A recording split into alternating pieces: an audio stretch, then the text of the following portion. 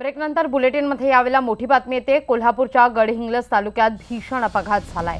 अपघातामध्ये 2 जण ठार आहेत तर 5 जण गंभीर जखमी आहेत। गावठणमधल्या नांदेवडेकर या कुटुंबावर काळानं घाला घातलाय। गडहिंग्लजच्या हरळी गावाजवळ हा अपघात झालाय। भरधाव ऑल्टो कार झाडावर येऊन आदळली आणि या अपघातामध्ये सून आणि नातवाचा मात्र जागीच मृत्यू झालाय तर आईच्या अंत्यसंस्काराला जाताना हा अपघात झाल्यानं अत्यंत दुर्दैवी घटना।